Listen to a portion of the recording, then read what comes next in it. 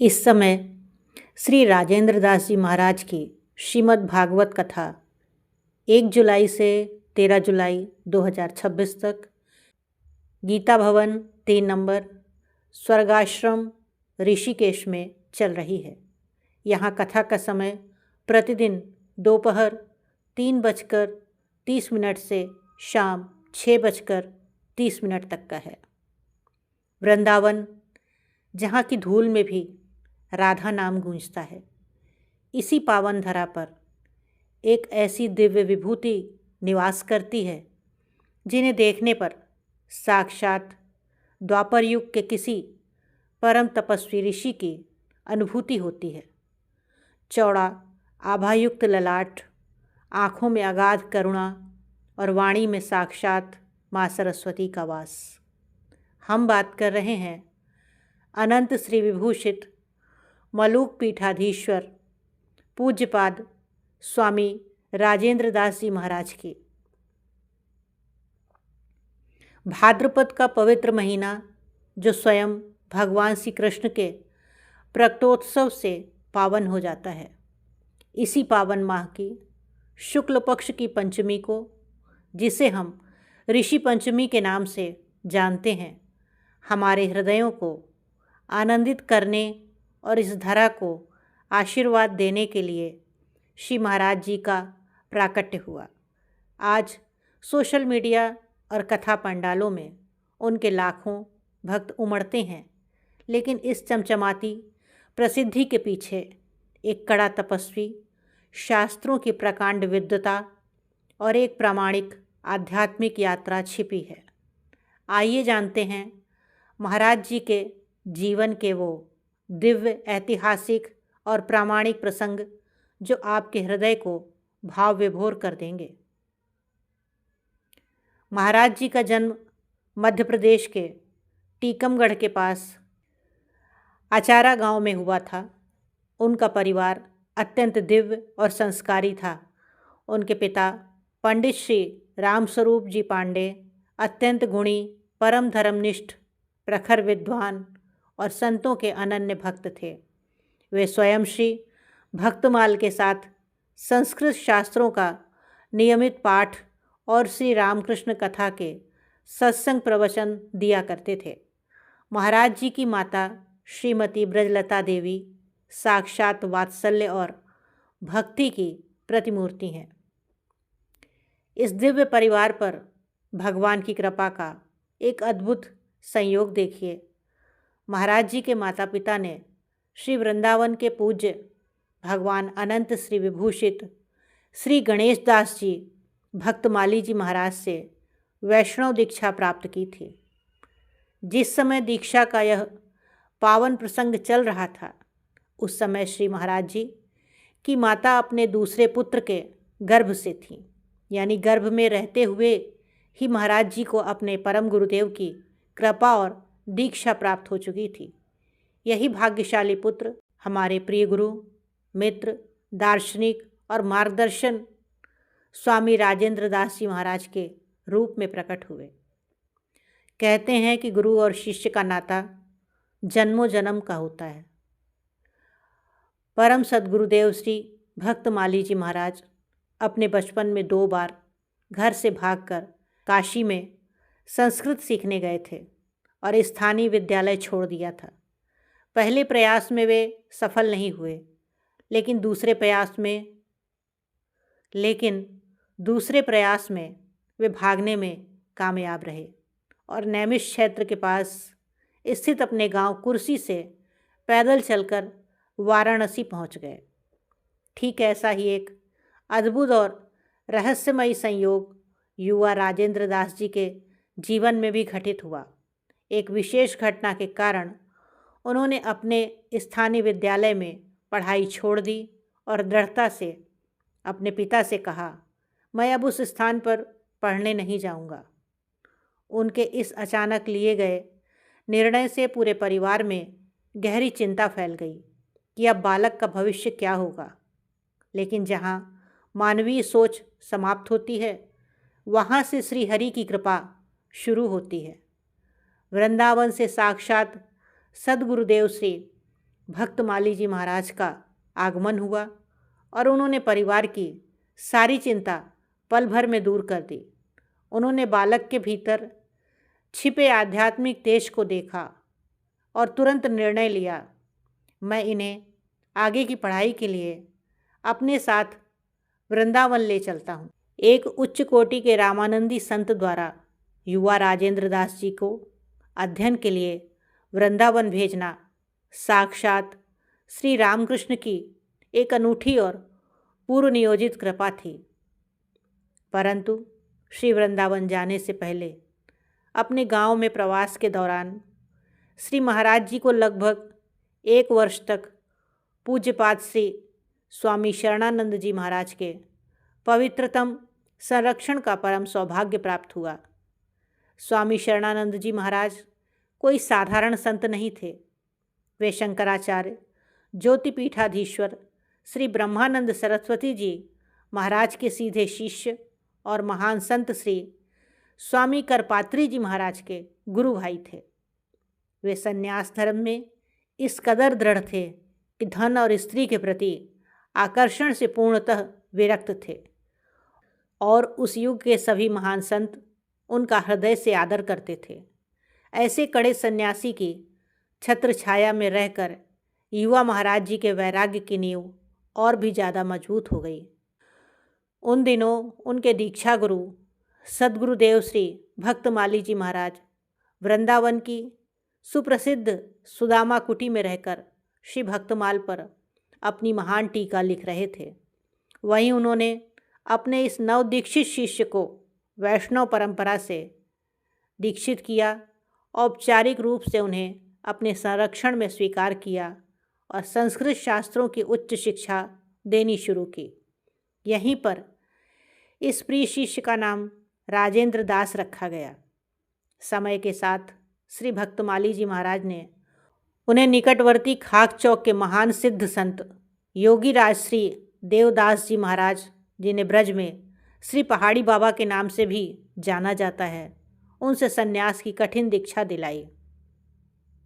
एक सुसंस्कृत वैष्णव छात्र के रूप में श्री राजेंद्र दास जी महाराज ने अपनी तीक्ष्ण बुद्धि से संस्कृत व्याकरण, विशिष्टाद्वैत, वेदांत और साहित्यों का गहन और क्रमिक अध्ययन किया और स्नातकोत्तर की उपाधियां प्राप्त कीं। वे जो कुछ भी पढ़ते वह उन्हें कंठस्थ हो जाता। शास्त्रार्थ में बड़े बड़े विद्वान उनके तर्कों के सामने निरुत्तर हो जाते थे। उनकी इसी अद्वितीय विद्वता और गुरुनिष्ठा का फल पूरी दुनिया ने तब देखा जब 8 जनवरी 2018 को जगत गुरु रामानंदाचार्य जयंती के पावन अवसर पर तुलसी पीठाधीश दिव्यांग महाविद्यालय के कुलाधिपति पूज्यपाद जगत गुरु श्री रामभद्राचार्य जी महाराज की गरिमामयी उपस्थिति में भारत के माननीय राष्ट्रपति के कर कमलों द्वारा श्री महाराज जी को डीलिट यानी विद्यावाचस्पति की सर्वोच्च मानद उपाधि से सम्मानित किया गया। यह सम्मान किसी पद का नहीं बल्कि उनकी अनन्य गुरु निष्ठा और अगाध ज्ञान का प्रत्यक्ष फल था।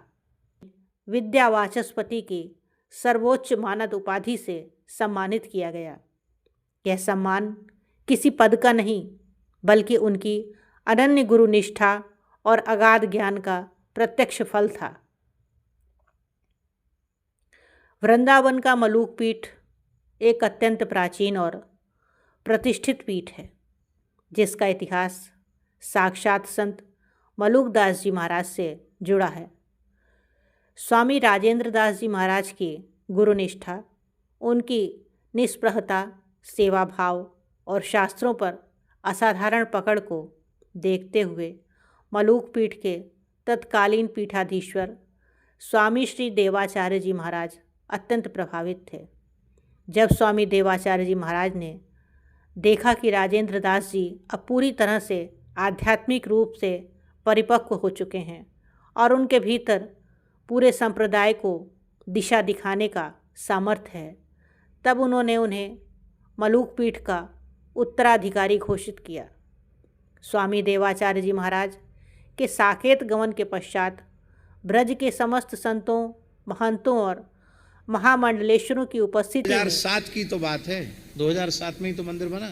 2007 में माता जी अखाड़ा परिषद के अध्यक्ष श्री महंत श्री ज्ञानदास जी महाराज थे, जगत गुरु रामानंदाचार्य श्री स्वामी हरियाचार्य जी महाराज थे, चतुर संप्रदाय के महंत में तो महाराज जी यही हैं, रेवासा महाराज थे, डाकोर वाले महाराज जी थे, और हरिगिरी जी थे, महंत श्री हरिगिरी जी अखाड़ा परिषद के महामंत्री थे, वो थे। सब साधु आए, क्योंकि सब हमको बुलाते हैं, तो मन में सोचा कि मंदिर का उत्सव एक बार सबको बुला लें। बराना वाले महाराज जी तो थे ही, तो हम तो उत्सव में बुलाया था। और शाम को लगभग 8 बजे के करीब सब महापुरुषों ने हमको बुलाया। बोले हम सब ने मिलकर निश्चय किया है कि 52 द्वारों में से एक द्वारा जो बिल्कुल लुप्त हो गया था, आपने अपने पुरुषार्थ से इसको खड़ा किया, तो कल पूरा कुंभ का वेश यहाँ उपस्थित है। कल हम लोग आपको मलुक पीठाधीश्वर के रूप में अभिषिक्त करेंगे।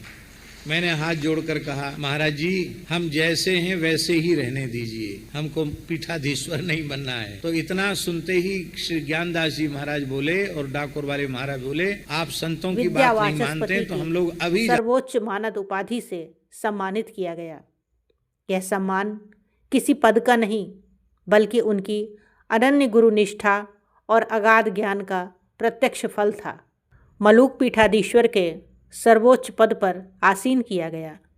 पीठाधीश्वर बनने के बाद भी महाराज जी के स्वभाव में रत्ती भर भी बदलाव नहीं आया। उन्होंने पीठ जी को आपने अक्सर व्यासपीठ पर बैठकर भागवत कथा कहते देखा होगा, लेकिन मलुक पीठाधीश्वर होना या कथावाचक होना तो उनका बाहरी व्यक्तित्व है। उनका वास्तविक हृदय धड़कता है केवल और केवल गौ माता के लिए। महाराज जी के जीवन का एक ऐसा प्रसंग है जो बहुत कम लोग जानते हैं। एक बार ब्रज के एक कसाई खाने की तरफ कुछ गाड़ियां जा रही थीं, जिनमें बीमार और असहाय गायें क्रूरता से भरी हुई थीं। महाराज जी को जैसे ही आधी रात को यह बात पता चली, उन्होंने अपनी कथा और सारे बड़े कार्यक्रम बीच में ही छोड़ दिए। वे तुरंत खुद मौके पर पहुँचे, उन सभी गायों को कसाईयों से मुक्त कराया और उनके घावों को अपने हाथों से साफ किया। भक्तों का कहना है कि महाराज जी गायों के उस दर्द को देखकर छोटे बच्चों की तरह रो पड़े। आज उनके संरक्षण में हजारों ऐसी गायों की सेवा हो रही है जिन्हें समाज ने बेकार समझकर छोड़ दिया है। महाराज जी का साफ कहना है कि गौ सेवा के बिना कृष्ण भक्ति अधूरी है। आज के इस डिजिटल युग में जहाँ थोड़े से फॉलोअर्स होते ही लोग अहंकार से भर जाते हैं, वहीं महाराज जी का जीवन इसके बिल्कुल विपरीत है। सोशल मीडिया पर जो वीडियो आप देखते हैं वो उनके भक्त रिकॉर्ड करते हैं। महाराज जी का इससे कोई सीधा सरोकार नहीं है। क्या आप जानते हैं कि महाराज जी साल में एक निश्चित समय के लिए अज्ञातवास यानी मौन व्रत में चले जाते हैं। उस समय वे किसी भी बाहरी व्यक्ति से नहीं मिलते, यहाँ तक कि मोबाइल फ़ोन का इस्तेमाल भी पूरी तरह वर्जित होता है। वे ब्रज के किसी गुप्त स्थान पर एक छोटी सी कुटिया में केवल नाम जप और कठिन साधना करते हैं। वे आज भी केवल ज़मीन पर चटाई बिछाकर सोते हैं और उनके वस्त्रों में रत्ती भर भी तड़क भड़क नहीं होती। ब्रज का कोई भी संत हो, चाहे वह कोई बहुत प्रसिद्ध कथावाचक हो या यमुना किनारे फटेहाल रहने वाला कोई विरक्त फ़कीर, महाराज जी जब भी उनसे मिलते हैं तो ज़मीन पर साष्टांग दंडवत प्रणाम करते हैं।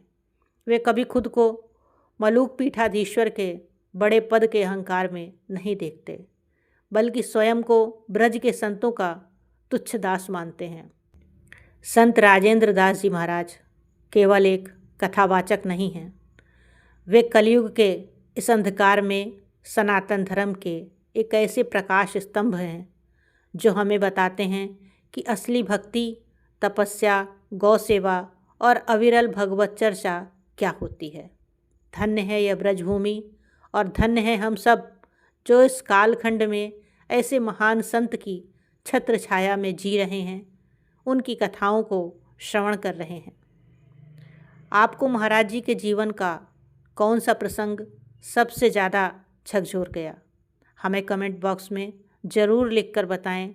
अगर आपको यह वीडियो दिल से पसंद आया हो तो इसे लाइक और शेयर करें और ऐसे ही संतों के दिव्य जीवन को जानने के लिए हमारे चैनल को सब्सक्राइब करें।